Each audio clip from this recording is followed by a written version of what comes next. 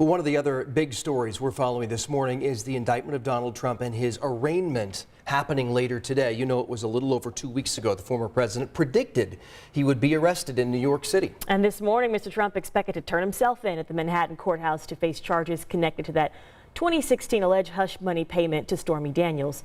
NBC's Gabe Gutierrez is live in New York this morning with a look ahead to today's events. Gabe, good morning.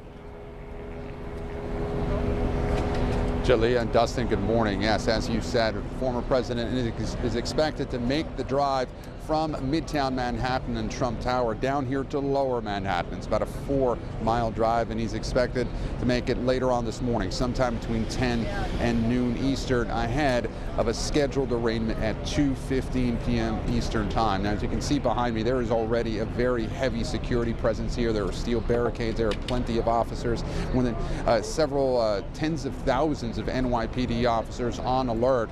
New York City's mayor warning anyone that he calls, quote, rabble-rousers to control themselves and to protest peacefully. Now, overnight, we did get some news from the judge in this case, ruling that there would be no video cameras in the courtroom, but that still photographers would be allowed to take pictures briefly right before the arraignment. Cameras will also be allowed in the hallway outside of the courtroom, but unclear how clear of a picture we'll be able to get of the former president as he walks in. He is scheduled again to be processed later on this morning and early this afternoon. We understand a DNA swab will not be taken. No plans for a mugshot at this point. But again, the former president arraigned for the first time in history at 2:15 this afternoon. Then he is then scheduled to head out of town back to South Florida, where he's expected to deliver remarks at Mar-a-Lago later tonight. Back to you.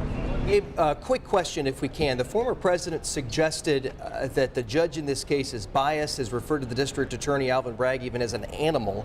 So could the court limit his ability to talk? Is there a gag order in this case?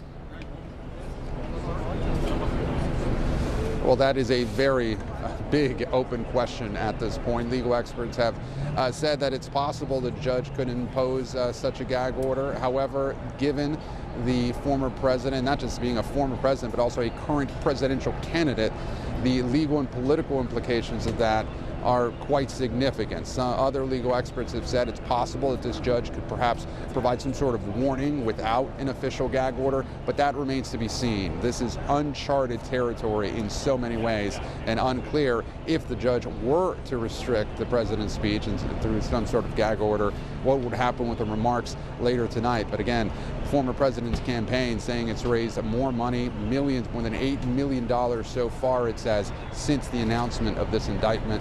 A gag order just would be uncharted waters at this point. Back to you. Okay, we thank you for taking the time to talk with us this morning. We know you'll be very busy in covering this. Again, thank you for your time.